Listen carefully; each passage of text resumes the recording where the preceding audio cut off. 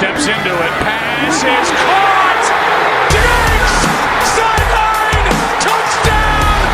Unbelievable! Vikings win it! Oh! He broke his ankles. Now he's got an entourage. And he's got a touchdown. He is Houdini. Going deep into the end zone and caught by Chase. Oh my goodness, what a grab! 34-yard touchdown throw.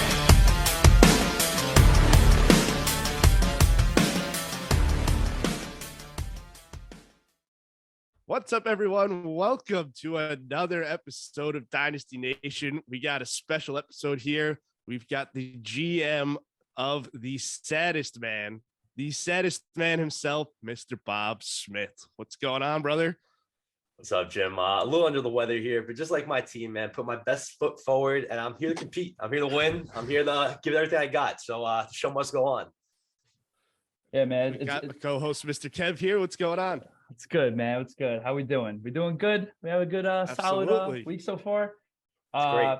I just want, before we get started, I just want to, a nice little shout out. I just want to thank Bob for coming on the pod. Got the OG co-host on the original Verbal Days podcast for our Dynasty League. So it's kind of like, in a way, like worlds collide. So it's actually really cool, and appreciate you being willing to finally come on the show.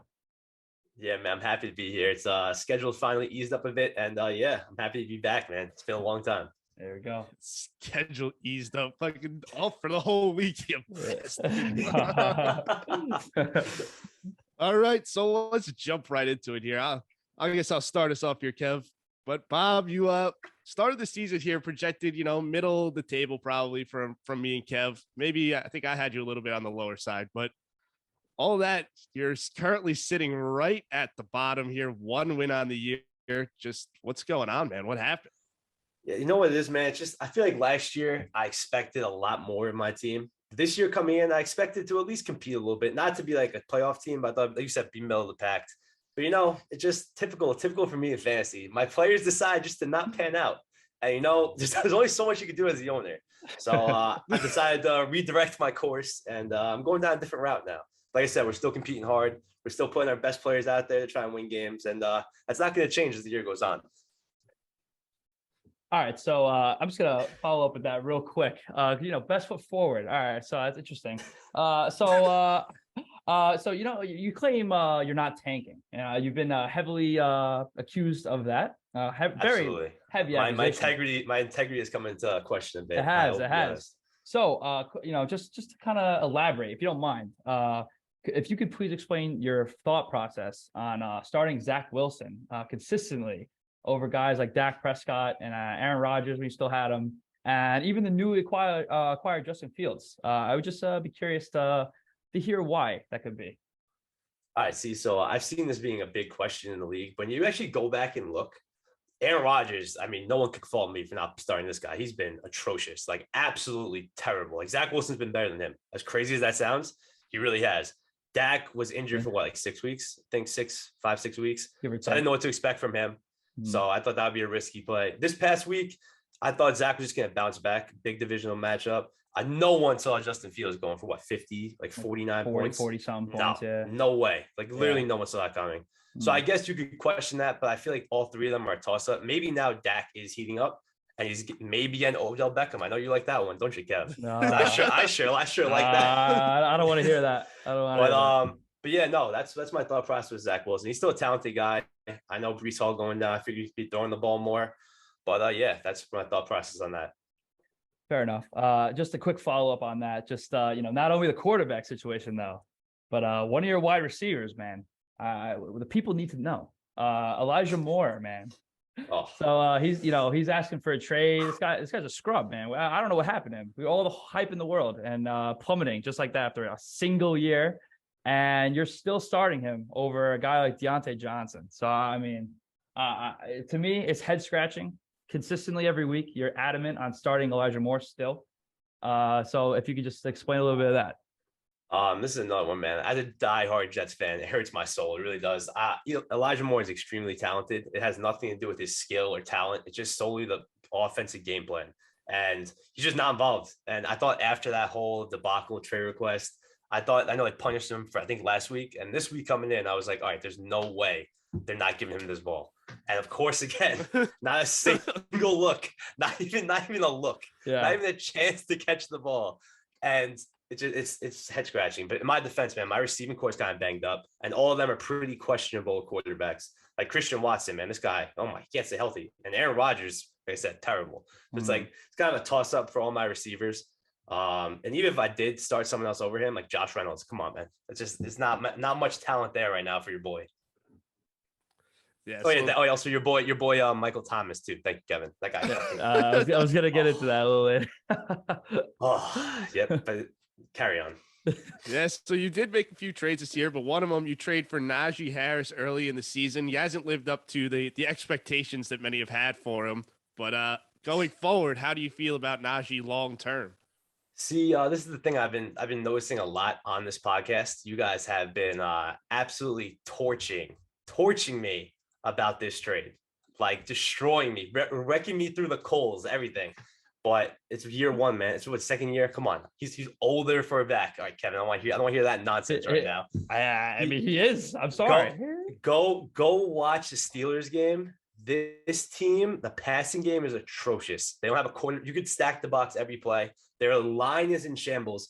At this point, it's kind of just like a career choice. Like, why am I going to put myself out there and run through a brick wall when we're getting blown out every game? So no, I'm not worried about Najee Harris at all. I literally would not move him. Like, he is a foundation piece for this team moving forward. I think anyone in this league that had him would feel the same way. I was just gonna say, I mean, like, one, I think that's bullshit, but that's okay. Just because, like, the only reason why I say that is, because for our viewers that don't have the pleasure of or the detriment of knowing this guy, he's very prone to hype up his players and troll, very well, might I add. But a guy like Jonathan Taylor, right, who's coming off an RB1 season. Obviously, this year's awful. Injuries, Colts are awful. DeAndre Swift, another guy who I have, who's just always banged up, injured, whatever. So I just want to know, Najee Harris is clearly just mid, very inefficient. How is he still a foundational asset? But guys like Taylor and Swift are like, well, they're not good. Like I just said with Najee Harris, he wasn't pick 101 in the startup draft, and he didn't have all that hype how you were expecting your team to be built on the three-headed monster. So there's a total different story here. And like I said, business decision, man. It's all it is for Najee Harris right now. Why is he gonna run through a brick wall every single play when the team's getting blown out? Makes no sense. He already has, like you said, he's been getting run through a wall last year and this year. So why would he continue to do that? Please play Jaylen Warren more. Let him get some touches. Save Najee for when they actually have a legit offense next year, hopefully. But like I said, time will tell, man. But as of right now, I'm very comfortable, especially what I gave up for him. I think it's a no-brainer to keep him around and be happy about that future. Right, man.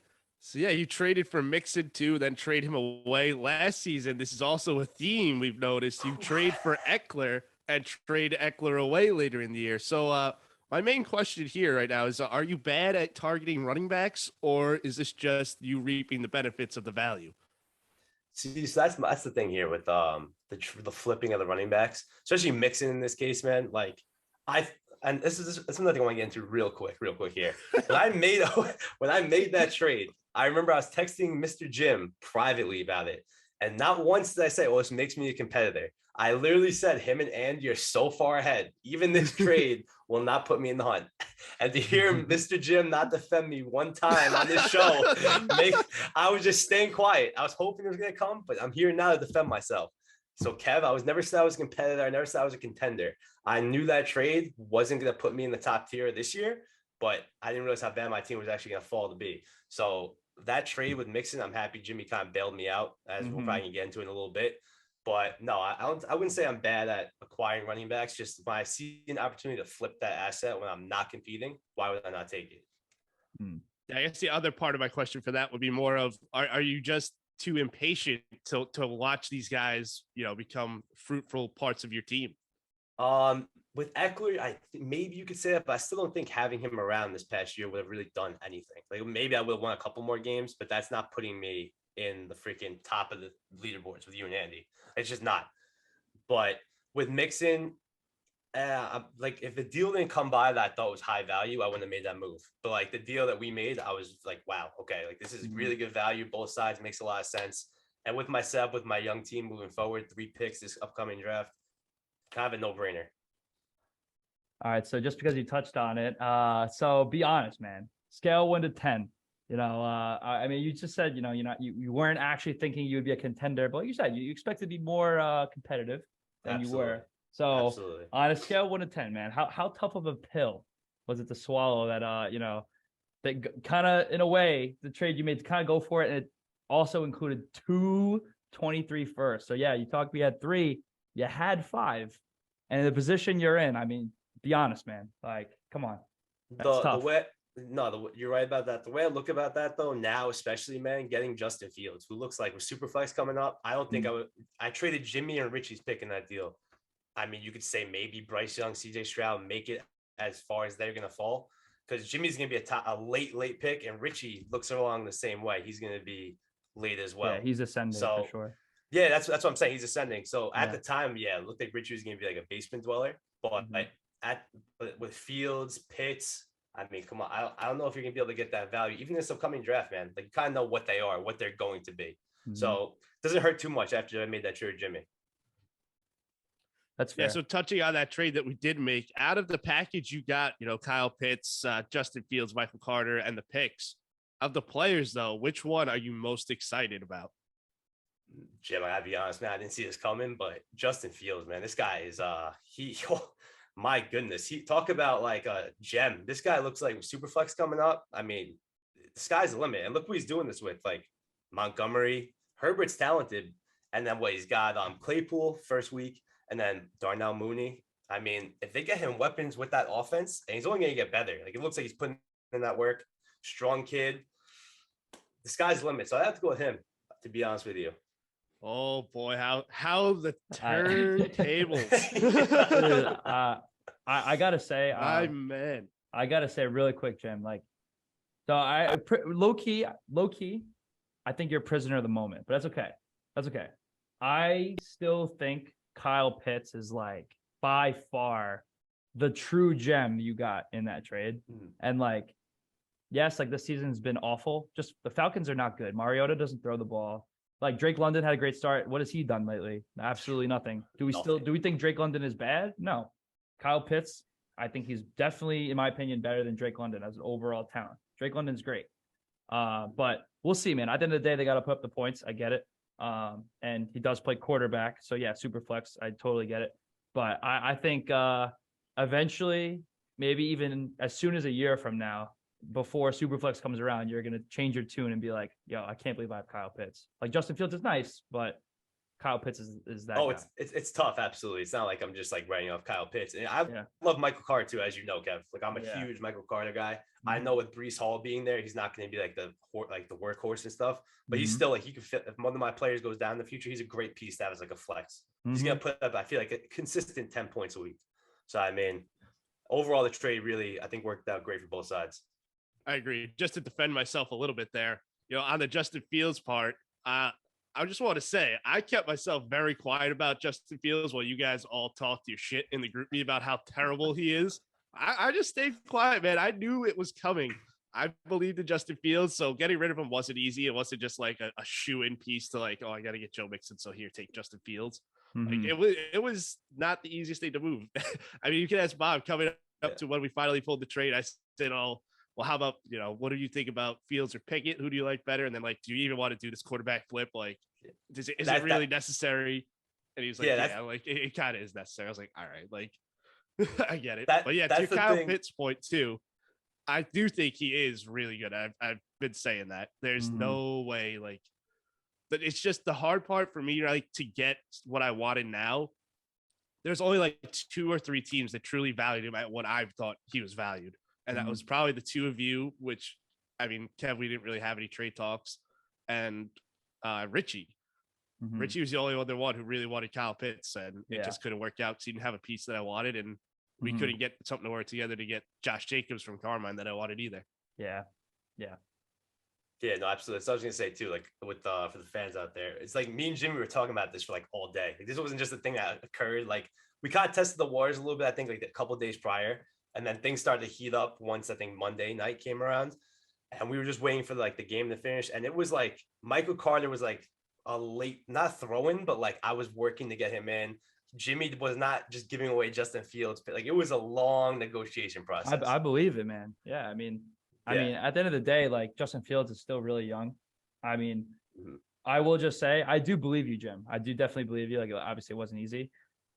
I just feel at the time it was again, obviously in your situation, and pretty much up until that point, like Justin Fields looked like he was playing better, but for most of the year, I mean, he was pretty mid at best. So it was like I don't want to say it was because I agree it definitely couldn't have been easy, but I feel like in the back of your head you're like, yeah, but I mean, he's maybe he's not all that, and of course now he's like popping off. So The thing is, I always thought he was good. I thought it was more on the Bears failing him than him being, bad. He Right. only had Darnell Mooney, and they didn't do anything all year until they got Claypool to try to add to that realm of weapons. I mean, it's Right. been who they had at second wide receiver? Equinemius St. Brown, Yeah. N'Keal Yeah. Harry. Like, Yeah. come on.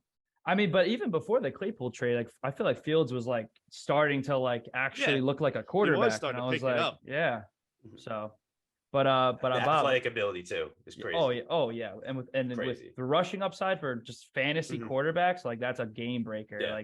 Like Bob, really as a quick aside, like obviously, like I mean, and we know me, like I did a quick 180 on Jalen Hurts, and like I was an original fan of his, and look at him now.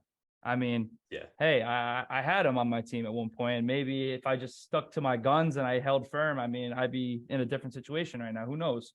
Maybe move him, maybe hang on to him because I did believe in the talent. But so it reminded me a little bit of that. Granted, I didn't get as much out of Hurts as you got out of Fields at the time. But Bob, another quick question for you, just because we've only made one trade in our league's history, so I think you had a feeling this might come up. Again, as I said earlier, this guy, very good troll, and I give him credit for it. But there's been some, just speculation, like what was the worst trade to happen? And you're always very quick to bring up Calvin Ridley in that conversation. So I just have a quick question before for the viewers that don't know. I mean, at the time, Calvin Ridley, obviously the mental health, we're gonna assume that that's legit, right? That's legit. Man, he tweets football is life, man. And everything was looking like, this man, he's gonna ball out next year for the Falcons. Like he's gonna go off, right? And so and I looked at my team, I'm like, all right, I think I'm right there. I think I'm right there. I'm just like a really good wide receiver away. Another guy to add to really put me up there. So I thought, obviously, even if I had him, I don't think it would have changed a thing. But at the time, I thought I was gonna be right there. So I acquired Calvin Ridley, and unfortunately, I had to include a 23 first, which is Richie's pick. And at the time, Richie was like looking, like we said, like a bottom team, and now he's looking pretty good. But still, you say that that was a very bad trade because then he ended up getting suspended for the whole year for gambling. So I guess my question is, one, are you dead ass about that? And then as a further point, how do you actually believe Calvin Ridley would do with Trevor Lawrence next year? All right, so with that trade, I still do stand by that. I think maybe not the worst, but it's still tough for your given situation, like especially how your year is turning out now. If you would have still had Richie's pick, maybe the beginning of the year earlier when things started to go wrong, you could have flipped that for like a running back or something you truly, truly needed. Maybe not a guy who's going to be out of football for 2 years. And I know we say he loves football and stuff, but man, it's like, I don't know. I just don't understand how you could bet on games and still love football. And how against the rules that is. And that Atlanta's giving him for the 5th round pick. So I feel like stuff's going on behind the scenes. Like Atlanta's clearly just done with him. Like you said, they don't really have much. It's Kyle Pitts, Drake London, and not much. Right. And they just gave him away for a 5th round pick. And Calvin Ridley, talent wise, is, like I said, one of the best receivers of our generation. Like I don't think that's arguable. But I don't know, man. Trevor Lawrence, he looks. I tried to give him a pass last year with Urban Meyer because that was a disaster. But he started off hot with Doug Peterson, but now it's just like not much. I can't give him like an excuse, man. Like he has Travis Etienne looks like the real deal. Christian Kirk looks like a WR1. Like, I did not see that coming. That guy looks legit, and they're just not getting it done. There's no excuse. Maybe Ridley will like improve that, but I don't know, man. 2 years out of football, it's scary. It's a scary thing. So I don't know if you remember, I made a comparison in our last episode, but with Josh Allen, I know another guy who you do not believe in at all, which to me, it baffles me. And I'm sure most of our viewers would agree. Josh Allen is a top 5 quarterback by like for sure, but it's okay. Everyone's got their opinion. It's fine. But I made the point, like Josh Allen was like looking like, he could be something. And then the Bills went ahead and got Diggs. And then he kind of really started to turn it on. Do you think that the comparison is like out of line, or do you see as like it's impossible to predict these things, but do you think that's like a crazy thought that maybe Ridley could be that version of Diggs for the way it was for Allen, for Lawrence? Could it be? Definitely. But I think it's kind of disrespectful to Stephon Diggs because he didn't sit out football for 2 years. That's and they say he's training like he's still trying to play on Sundays, but you never know. And 2 years is a long time, man. Like he's special, but 2 years, you really don't know how he's going to come back. So, I mean, for your sake, Kev, I hope so, but I wouldn't put money on it. That's fair. Yeah, I would not put money on it either. I think Ridley and Diggs aren't even in the same realm, even if right Ridley now, I mean, Diggs is going off, of course. Well, I mean, even if Ridley was, in his prime, not having 2 years off, I would put him in the same realm. It was top 5 though, so I mean, I'm not kidding. In your opinion, that makes one of us. All right, well, whatever. Kev, you got any more questions, or I got a couple of debate topics here, which you did touch on one a little bit here. Oh, did I? Okay. I guess the last one, really just talking about Michael Thomas a little bit, man. So obviously, we were talking a little bit about it earlier. Maybe we could see get a trade done. You are known to kind of overvalue your players, which I can respect to a degree. I know earlier in the season, the preseason, you wanted a first rounder out of Adam Thielen. I remember that. I just, absolutely ludicrous. But that's fine. You ended up getting a second, and then you moved him with later picks, which, I think it was 2 seconds, but it was. Yeah. No, it was. No, you're right. Sorry. We did get 2 seconds. So great value for you for sure. But with Michael Thomas, man, so he was looking really good to start the year. Obviously, we're talking about a guy who doesn't want to play football or doesn't care. I mean, your toe. I mean, I I get it. Like, it's been a lingering injury with him. Like, I get it, but at a certain point, you got to go play the game, man. You got to go out there and play. And I know Alvin Kamara came out and was defending him recently, but the man's got to show up to work at some point, right? And now they're saying he's done for the year. It's not like he was on IR. So what are your thoughts on him? And I guess, how do you feel that you kind of missed your chance to sell him when you could? All right, so I'm going to address the overvaluing my players thing. I actually take a little bit of offense to that, because I feel like Jimmy, on one hand, I've had pretty successful negotiations with majority of our league, and I think I'm pretty fair where it comes to my value. Sure, am I going to start higher? Absolutely. But we usually go back and forth with you. If I give a price, you're like, nope, not matching that. And it ends there. So that's not the way I do negotiations. I've had, like I said, me and Jimmy have had very long, progressive negotiations, and as I have with a bunch of people around the league. But Michael Thomas, man, yeah, should I have taken your second? Absolutely. But he's proven he can still play. I'm not saying he's an elite receiver anymore. He's not a top 10 receiver like he used to be. But I also think it might be like being on the Saints, man. I think he might just be done with them. And I really can't blame him much, because that quarterback room is a disaster. Sean Payton retiring. And now I just saw a quote about him coming out of retirement when I forgot who he said is going to be a free agent. He's like, yeah, I'm going to be a free agent as well. I think he's talking about Lamar Jackson.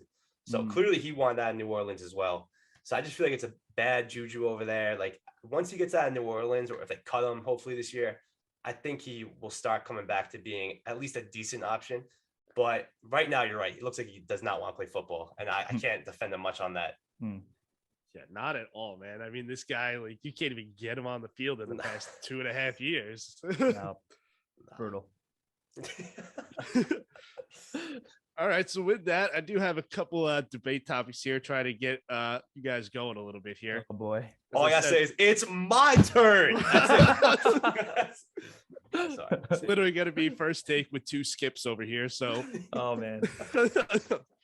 So Kev, you kind of touched on this. It was my turn. You kind of touched on this with the quarterback values here. Mm. So for you guys here, top 5 dynasty quarterbacks. You're starting a team right now. Who are the top 5 quarterbacks you would want on your roster right now? Which one do you want to start? I was gonna say, Bob? Do you want to do like start from 5, work our way up, and we can like see if we agree? I don't know how we would do I think it. it's tough with order. I think it's tough with order, man. I would Yeah. just say we could just do top 5 quarterbacks, and this includes like projecting health too. Yes, like yes, one, yes. two, correct? Right. Sure. Okay, cool. All right, Kev, you can start then. I'm cool. You starting? All right, so I think number 1, I'm gonna say Mahomes. Yeah. You know, I think Josh Allen is definitely up there, but he has the rushing upside, but like you said, you did just say health. So I think Mahomes is just the perfect quarterback right now in this day and age of the NFL. So yeah, for sure, Mahomes over Allen, in my opinion. Yeah, no, I completely agree with that. Freaking Mahomes. Mahomes is just there's there's Mahomes up here, and then the gap is it's huge. It's monumental. Like, I don't care what anyone says. Even without Tyreek Hill, the way this guy can just control a game is unheard of. So I think he's the consensus number 1 by far in any format, dynasty, even regular football. It's Mahomes. Yeah, I got Mahomes as my 1A in this order here. That's fair. I think Yep. that's definitely fair. So, I mean, I already said it, but like I would still put Josh Allen up there just due to the rushing upside. He's still in his prime. Great offense. I mean, he's not going anywhere anytime soon. I don't think that offense is going to just falter out of the blue in the next 5 years. So, yeah, maybe Diggs is not going to be there much longer potentially. I think he did get a bit of an extension, but I think he is 29. But still, he's the way he plays, like he's going to be good for still at least another 3 years, in my opinion. So, and really in Dynasty, especially with quarterbacks, I mean, you should really only look 3 years in advance. I think anything after that, I mean, you're kind of just guessing really with quarterbacks, but yeah, I would definitely still have Josh Allen up there. See, it's going to disagree with you on this one, man. And like, I am a Josh Allen hater. I'll be the first one to admit that. I've watched him now. Was his 4th year? So he plays the Jets twice a year. So I see not a fair share of him, like a fair amount of them, and the arm is just off the charts. But man, the reckless way this man plays football, and we don't even know what's his injury report, man. We don't know what's happened this past Still don't Sunday. know. Yeah, but that wasn't from like rushing. But if you hurdling people, like it's just. If sure now it's great, but man, the hits he takes, it's like, why are you doing this? And the risk he takes still, like I think I said a stat the other day, like he's thrown the most intercepted and likely to be intercepted balls by Pro Football Focus on how they measure that. But he leads the league in it. And since the beginning of last year, I think he's thrown the most interceptions or second most. So he still loves to turn the ball over. So I couldn't put Josh Allen up there, man. I can't right now. So who would you put over him? I would definitely put Lamar Jackson over him. Lamar Jackson with that team, man. Look what he's doing. Like Rashad Bateman's great, but come on, man. Yeah. There's no Stephon Diggs on that team. I can promise you that much. Interesting. For my 1B would be Josh Allen. Man, just the cannon of an arm, the accuracy. Absolutely. Sure, he's thrown some interceptions, but don't they all? And I mean, just the running ability on top of it. This man's like Cam Newton and Lamar combined in terms of being able to run, truck, and just have a missile of an arm. Don't be disrespectful, Jim. Don't you I'm dare not put him in being Lamar's disrespectful. category with speed. Don't you dare do that. I will not let that Lamar, happen on this Lamar podcast. ain't trucking anybody though. He ain't trucking anybody. You talk about the recklessness, that how Lamar started too, and now look at him. They're keeping him down into the pocket or whatever, and it is absolutely sure it's helped them a little bit in the sense of maybe avoiding injuries. But is he the same level when he was running like that? I don't know if I would put him up that high. So I'm going 1A, 1B, Mahomes, Allen. Okay, all right, it's fair. It's fair. Kev, number 3. So for 3, I think because again, it's fantasy football, right? And I mean, I don't think he's as much of an injury risk as maybe some people believe, but I would put Lamar Jackson there. He's. I mean, yeah, Justin Fields just broke Mike Vick's record rushing yards in a game, but Lamar Jackson is certainly the first person anyone would think of to have that elite rushing upside. He's still, in my opinion, isn't a great thrower. He's a solid thrower. To Bob's point, not too many weapons. I mean, Mark Andrews is a top 2 tight end, but he's a tight end. So yeah, if he gets a guy like, I don't know, imagine him with like a Justin Jefferson type, like all of a sudden Lamar Jackson is potentially consensus one over Mahomes just because of that rushing upside. So it's tough, but I think he's definitely top 3, Lamar. Okay. My third, I'm still, bro. I know he's having a rough year. He's looking funny in the light, but Justin Herbert, I still love him. Mhm. I think it's really hard to judge him based off because Keenan Allen, he's always hurt. Extremely talented, top receiver in the league, but just can't stay on the field. And Mike Williams been banged up too.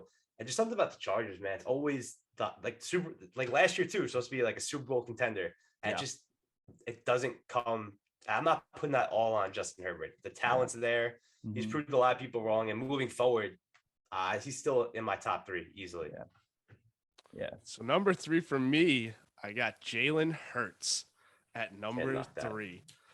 I think this man is just like, he's got the running upside that some of these other guys got, but I think he's a little bit better of a thrower than some of them. And I just think he wins wherever he goes. I mean, look at his college career. He just, to me, he wins. He comes into Philadelphia. Look at them this year. Finally, they gave him, a legit number 1 wide receiver. True. And the man's just balling out. So I'm going with Jalen Hurts at number 3. I like it. Mm-hmm. So I guess for me, my next in that list would be Herbert. And so maybe I am a little bit prisoner of the moment because when we did do our startup, I did take Herbert over Lamar.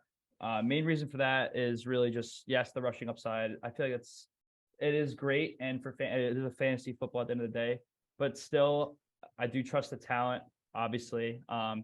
And I will also just say, like, to Bob's point, I mean, like, yeah, the Chargers, it always seems like something that does go wrong with them. I mean, and like they are heavily high expectations every year. I think even more so than ever was this season. Chargers were expected to be like top 3 in the AFC, and they may not even make the playoffs. Maybe we'll see. It's tough. But also just the thing that brings me down a little bit with him, like, yes, he's had injuries to his receivers.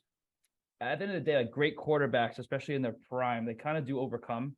And Herbert's been struggling, man. This past week against Atlanta was really like a shocking development for me. Like he hasn't been playing well before this, but like, Keenan Allen, yeah, he's been out the whole year. Mike Williams is out now. So I get it. He's out his 2 top weapons, but at some point, man, you elevate your guys that you have, and I don't know, man. I am looking forward to the day where the Chargers supply him with a true like wide receiver one that's young and in his prime. Like Mike Williams, he had a great year last year, still in his prime, but he gets injured. And same with Keenan Allen, who's older. He's like 30, 31. So we'll see. But yeah, I definitely still trust the talent. I think he's got a better arm talent overall than Allen. Maybe Allen throws further, maybe, but I think even that's debatable. Herbert can sling it like 60, 70 yards effortlessly, like when he has time to wind up. So yeah, I put Herbert just below Lamar. Okay. Yeah. My next one's going to be Joe Burrow. Like, I know he's had some off games this year, but man, go back to last year. This guy, talk about a warrior, like a legit warrior, this kid. Mm-hmm. Like he could just bring that team to a whole different, they made the Super Bowl, man. Like we're talking about Josh Allen and all this, but like Joe Burrow got past the Chiefs and went to the Super Bowl.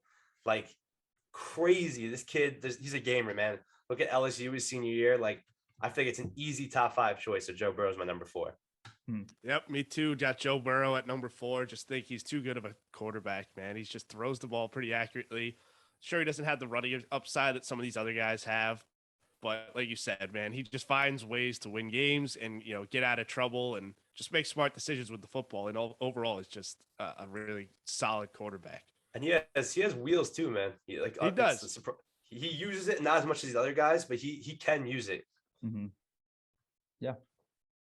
And then for my 5, it's definitely hard. And it's really, to me, it's between 2 guys. We obviously have said them both already, but I think I am going to give the slight edge to Jalen Hurts for the pure reason that he's their franchise quarterback. There's no ifs, ands, or buts about it. They did just get an A.J. Brown, who has had some injury concerns in the past, but I mean, he's just built different. Between him and Burrow is really what I was alluding to. And I mean, of course, Burrow's got Jamar Chase, he's got T. Higgins, Mixon is a good running back. He's got solid weapons all around. But again, the rushing upside is game breaking for fantasy. And I mean, I think if I was an NFL owner, and I played actual football, yes, I'd rather Joe Burrow because I feel like I have just a safer option. And Jalen Hurts might maybe hold my breath every now and again, but I think he's gonna be sticking around in Philadelphia for a long time, and they're a really, really good team. Which I hate to say, it's the truth though. Philly is no joke, and Jalen Hurts is their guy, so I'll take Hurts. Yeah, my number 5 is going to be Hurts as well, man. Just because coming in, we thought everyone pretty sure in this league thought he was going to be gone after this year. Like he was just going to be like the holdover guy for the next draft. We didn't think Philly was going to be this good. No, but just a testament except for to him, Jimmy. man. Yeah, no, Jimmy. Actually, Jimmy was pretty high on him. He was. Yeah. But Jimmy's like a quarterback guru. If you guys didn't know, all the fans out there, his track record is ridiculous. But a little bit back to Hurts, just a testament to his work, man. I've never seen a guy improve his throwing ability in the NFL like this. Literally. Like you've seen it like from college, but this is crazy. Like from last year, this year, Jalen Hurts, let alone his athletic ability, the way he's throwing the ball now, he's like could be a legit pocket passer. It's impressive, and it's only going to go up from there, in my opinion. So easily number 5. For me, number 5 is going to be Lamar Jackson. For me, it's just that obviously, like we talked about, I mean, the running ability is like far and above pretty much every quarterback in the league. I think maybe the only other guy you could compare is probably Kyler Murray to even be up there with that kind of level of running. But to me, the accuracy is still an issue for him. I mean, even last game that you saw a simple like 5-yard cross routes, he's throwing behind DeMarcus Robinson, and like they're easy throws. He's wide open. He's had a couple of guys wide open. And he can't hit them. So I think that the passing issue is still there. Like you said with the Jalen Hurts, like you saw the improvement from last year to this year. You haven't really seen much improvement from Lamar Jackson accuracy wise. I think you've seen from year to year, you've seen more zip maybe on his ball, like with strength and throw power. But I think he still doesn't have either the timing or the accuracy down with some of his receivers. And, maybe that's some of him not having great receivers, besides Mark Andrews really. But I'm still putting some of the blame on him when you look at some of these throws. All right. So with that, let's continue with this quarterback talk here. We're a big New York show here. So Dynasty in mind, would you rather have Daniel Jones or Zach Wilson? Daniel Jones, it's not close. Oh my God. Not close? Not close. This guy is on. Oh my God. Bro. Kev, come on, man. Bro, the Jets are winning, and Zach Wilson is so mid. And Daniel Jones is like, not that he's playing amazing, but they're winning, and he's like a big factor as to why they're winning now too. That's like, and I also don't think he's gonna be on the Giants long term. So like, I still believe he can end up being a starter, continue to develop. I just don't think he'll be on the Giants to do that, and I think he'll be on a team that could kind of like put him in a situation that's better and have actual weapons, which he does not have at all. And Zach Wilson does have much better weapons at his disposal and is easily worse this year. Well, if Daniel Jones is this good quarterback, why are the Giants getting rid of him? I mean, no, they might franchise tag him, but I just don't know if he's a long-term answer. So we'll see. I mean, we don't want to have our hands tied to Daniel Jones. You think Zach Wilson's a bust? Is that what you're telling me? Yeah, I do. Wow. Oh yeah. Wow. I don't. He hasn't shown me anything. And again, maybe I could be dead wrong, but I firmly believe he's just simply a bust. All right, so wait, be honest. How many games have you actually watched, like start to finish? Like, I'm not gonna quote you. So honestly. So I'll be honest. The main game that I watched start to finish is probably his best game of his career, which was the game winner against the Titans to Corey Davis. I watched that whole game. He played really well. Okay. Like, so he's had moments, and like I see the numbers. Like when he's under pressure, he's bad. Clean pocket, he's good. I get all that, but again, the consistency is not there. Like, yes, can he throw the ball like as a pretty ball? Definitely, but there's been a lot of quarterbacks that have a pretty ball. So I don't think he's that guy at all. Yeah, I stand by that. Okay, so Jimmy, you want me to take this? Yeah, you start. I'll finish. Okay. All right. So I just think Daniel, he's been good this year, but the Giants overall, man, it's not really impressive wins. I'm not going to get into that topic. But Zach Wilson's, I think, 5-1 now as a starter this year. So, bro, he's doing what he needs to do. He doesn't need to. No. He doesn't need to do those high danger, flashy throws. He doesn't need to do that. The Jets are a run and play defense team, and he's doing his job and winning. That's all that matters. Mm-hmm. That's it. And when you bring up the this whole consistency thing, when has Daniel Jones been consistent? This is the first year he looked like an NFL quarterback. And what is it? Year 3? All right. Four? I also will say, as bad as Daniel Jones has been in the past, I don't think, again, wins aside, because the Jets are a good team, but wins aside, I don't know if Daniel Jones actually looked as bad or statistically as bad as Zach Wilson has been. So To be Daniel throw the ball to the other team, Jones. Well, Daniel, no, it's more. I'm gonna trip over the 20-yard line. No, but see, Jones. all right, but see, his thing was more like hanging on to the ball, like like turnovers in general. Obviously, it's an issue, but I don't know. I have to see it from Wilson, and again, he's still Daniel Jones has a year on him in the league. So again, next year, can Zach Wilson turn it around completely? Absolutely, but again, He has 2 years on him, Kev. 2 years. Oh, you're right. 2. You're right. I'm a scrub. It's okay. So, but still, I have to see it. And again, if I'm wrong, you guys will be easily the first people to say, I told you, yeah, whatever. That's fine. And I will eat crow. But for now, he's a bust. I just like, in my opinion, I will honestly say I think it's close at this point. So I think it's disrespectful for you to be, it's not even close. Like, when I think you could flip-flop them right now on who you'd rather have. Yeah, I definitely would rather have Daniel Jones. And I'm not saying, again, Daniel Jones is not a great quarterback, but I think he's good. I don't even think Zach Wilson's good. I think he's, again, like last night, he's doing what he has to do to win. But like the Jets, again, they're elite-ass defense. Elite. And even without Breece Hall, they're running the ball well. Like Saleh, good coach. Great coach. Okay, I'll give you that. He's a great coach. Dable, also great. But yeah, again, I just have to see more. And again, I know maybe I'm wrong, and that's fine. You guys will love me being wrong. So, yeah. Jim, can I just chime in here and ask Kev a quick little question here? Sure. This is a question for you, Kev. So I'm gonna give you a chance here. Do you retract your statement of saying you have a 3-headed monster of 3 top 10 running backs in Dynasty? Do you retract that statement? And just for the fans, in Jonathan Taylor, DeAndre Swift, and Javonte Williams, who hasn't proven he's done anything in this league. Okay. All right. So I think I think everyone would agree going into the year they were top 10 in Dynasty going into the year. I don't think that's really much of a debate, even as far as top 5, all 3 of them. Unfortunately, injuries are part of the game, and unfortunately for me, they've all each gotten injured. Some more significantly than others. So no, of course not. They're not a 3-headed monster, but I do not retract my statement, because when I was saying that, like, they had all the potential in the world, dynasty wise, they're 22, 23 years old backs. And again, Taylor's coming off an RB1. Swift, even with limited games, was still top 15. Like, could have been top 12, had the most receptions for running backs before he got hurt. Like, again, I ran through the numbers when we did my deep dive with Swift, like the most yards after the catch. I forget what just creating yards himself. Swift was number 1, even with limited time. So he's very talented. Javonte also very talented, but it's tough, man. It's tough. I don't retract it though.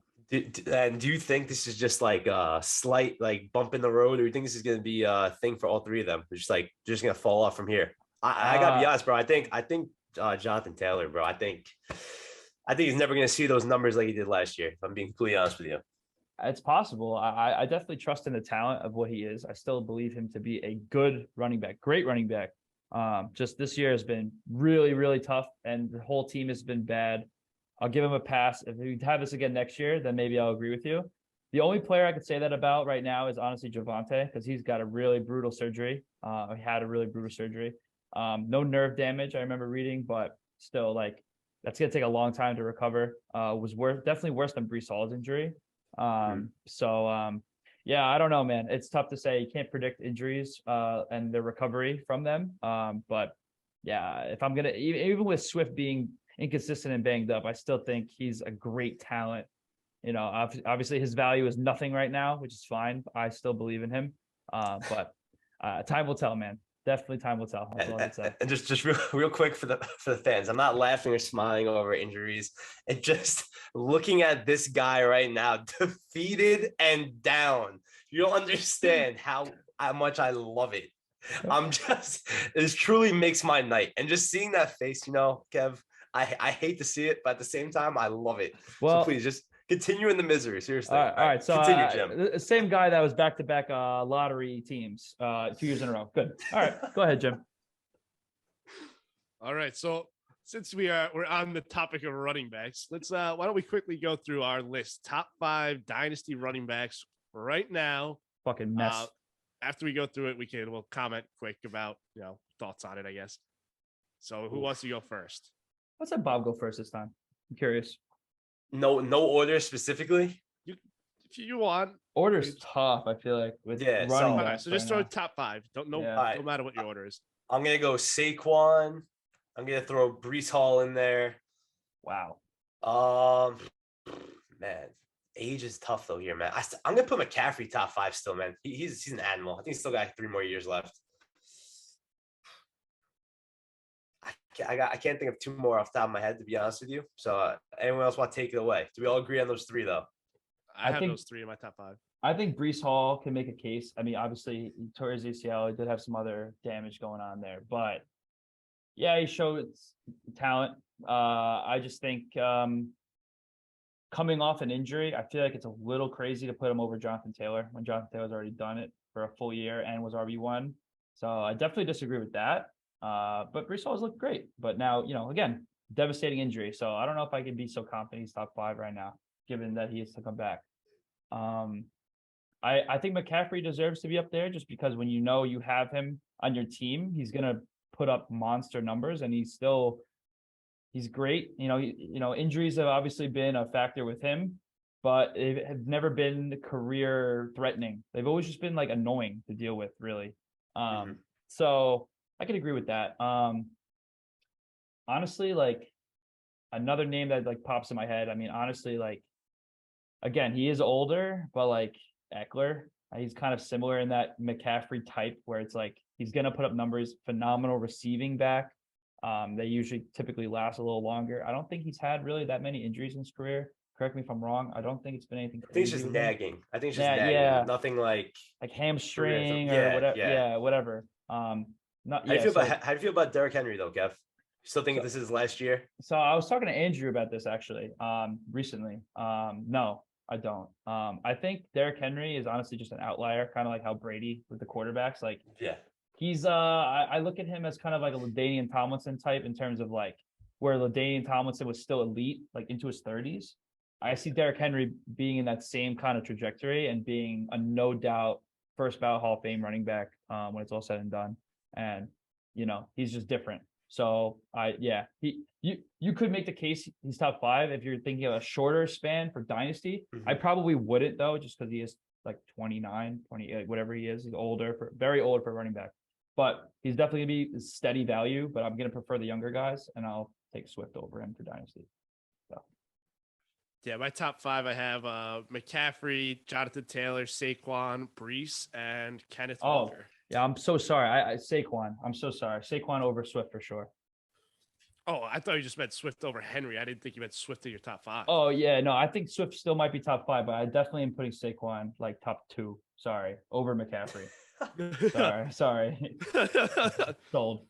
Yeah. So that would be my 5. Yeah. Bob, you got a 2 you want to add now to your list? I'm gonna go Derrick Henry in mine specifically. And I'm thinking Kenneth Walker, man, but just the sample size is so small. I agree. He looks good. He looks very promising, man. But it's tough. But at the same time, like he looks explosive. Like I did not see this coming at all. I'll be the first one to admit it. But I'm gonna put Eckler in there over him. All pretty solid list. I mean, can't really argue with it. Just a quick note, really quick before we move on. Just I think the second the preseason rolls around next year, Derrick Henry will probably be for sure out for top 5 Dynasty, and Bijan Robinson is going to be easily in there. Definitely over Brees Hall for sure next year, in my opinion. Probably maybe even over Taylor. So probably over Taylor. Yeah, well, we'll see. I think it kind of depends where he goes a little bit too. And I don't think it'll matter, in my opinion. I don't think it'll matter. Understandable. Yeah. All right. So what about wide receivers? Well, we're doing our top 5 list here. I got mine. This might be a little controversial from your boy, but so I'm gonna start with Justin Jefferson. I think he's just top of the top. I think he's just crazy elite. I'm gonna go Jamar Chase. I know he's hurt right now, but he proved, especially last year, man. Oh my God. Yeah. I'm gonna eat crow right now. I'm going to eat the biggest crow I've ever. I talk so much shit to Kevin about this guy. Like we said, I think Tyreek Hill's just different. I think he's a different breed. I think he's gonna be well into his 30s, still putting up ridiculous numbers. Same for Cooper Kupp. I have him up there as well. That guy, he's an animal, man. You don't expect it just the way he looks, but he just gets open. You can't cover him. It's crazy. Yeah. And my last one is gonna be Jalen Waddle. So 2 Miami Dolphins, bro. But wow, bro, Jalen Waddle's special. Tyreek being there helps, but those are my top 5. Wow. Did not expect you to have Hill up there. I disagree with Hill. I think he is. I do definitely see him still being elite. It's not like he's just gonna fall off a cliff. And a big reason why I wanted to get him when I got him is injuries have never really been a big factor with him. Then the way he plays, you think like, oh well, that speed's gonna eventually go away, like the athleticism, which I still do believe, but I do agree at the same time Tyreek Hill is simply different when it comes to all that. But I definitely have Waddle over him in a dynasty format. But starting from the top, Justin Jefferson is different. I still think I'd rather Chase only because the connection with Burrow. And like Jefferson is elite, and I don't think it'll matter who his quarterback is long term. And Kirk Cousins is no scrub. Even though maybe Bob would disagree, and maybe I would too against the Bears that one year, week 17. It's tough. Sorry, Andrew. But I would probably put Chase slightly over Jefferson, even though Jefferson's playing better right now and is healthy. Sorry, did you do 5, Bob? Or? Yeah, I already did my 5. Okay, I said so Justin Jefferson, Chase, Waddle, Hill, and Kupp. Right. Okay. So I think I would have to put Kupp after Jefferson, just because and he's already shown, like, Stafford's been so mad it does not matter at all. I think he doesn't rely on his athleticism the way Tyreek Hill does. So I put him up there still. I'm going to AJ Brown in top 5, man. I just think now he's got that connection with Hurts, and they are super close, like off the field too. I believe he's like literally like the godfather of one of Jalen Hurts' children. So it's like they're like tight. And obviously phenomenal receiver and great quarterback to go with it. 5, man, that's really tough. Put me on the spot. I think maybe I would put Tyreek there because I can't think of anyone else off the top of my head. But I would put Waddle over him. Did I not say Waddle? Maybe I'm pretty sure you said Waddle. Okay. Yeah. So Waddle over Hill, and then Hill is right after him, in my opinion. All right, my top 5, I got Jefferson 1, Chase 2, but I think like you're really like splitting hairs here. Like, you can pick either one, and you wouldn't really be disappointed. Yeah. The reason I put Jefferson above Chase, I think, is just because the other weapons in Minnesota versus the other weapons in Cincinnati. But like I said, really either one. 3, I have Cooper Kupp.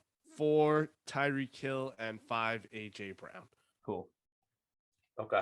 I like it. Yeah, I like that too. Think, overall, pretty solid. One guy I thought I'm surprised none of you mentioned was Stephon Diggs. I thought he might have made it. It's somebody's top 5. He was close. He was close for me. He definitely was close. Yeah, I agree. He was right on the cusp of mine. Yeah, to me, it just comes down to like, do I value them as like, whether I'm a rebuilder or not, just like as a long-term investment, or like I'm literally just trying to win the chip this year, which I do. Obviously, Cooper Kupp and Hill are more so in that category, but because I believe they're going to be good for a longer duration than Diggs, in my opinion, that's where the difference comes for me. But Diggs is obviously phenomenal, obviously.